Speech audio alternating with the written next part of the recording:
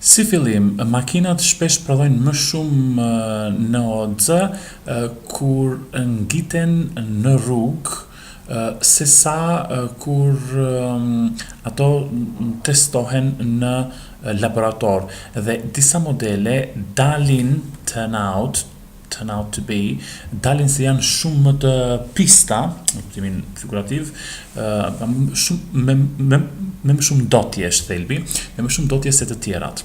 The worst performers, it says, emit up to 15 times the laboratory limits when used in real-world conditions. Others produce no extra at all. Performuesit më të këqinj, thot ajo, çlirojnë deri në 15 herë më tepër se limitet e laboratorit kur përdoren në kushtet e botës reale. Të tjerët nuk prodhojnë as pak ekstra, do të thonë njësoj si në laborator. Produce no extra at all. The real-world emissions of petrol engines also vary widely, however. So while emissions analytics research suggests that petrol cars remain on average cleaner than diesels, there is a degree of overlap. Çlirimi në botën reale i motorëve me benzin gjithashtu varion shumë, widely. Kështu që teksa kërkimet e çlirimit, analitikës së çlirimit sugjerojnë se makinat me benzin mbeten mesatarisht on average më të pastra se ato me naftë, ka një shkallë që përkon me njëra tjetrën, ku ato përputhen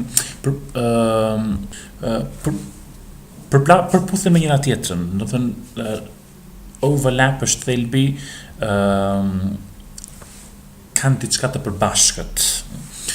If you take the cleanest 10% of diesels and the dirtiest 10% of petrol cars, then actually the petrol models will have double the NOx emissions of the diesel ones, says Mr. Molden.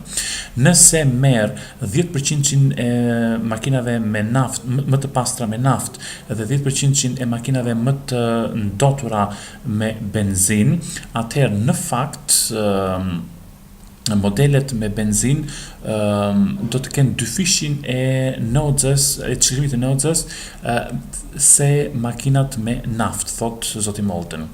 It's fair to say then that some diesel models do compare favorably with their petrol equivalents, but they are currently in a minority.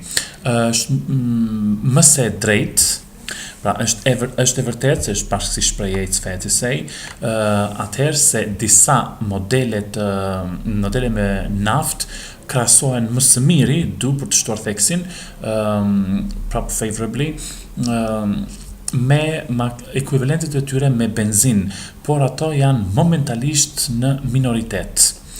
However, the introduction of mandatory on-road emissions testing for new models in the EU, which came into force in September, should start to bring down emissions levels overall.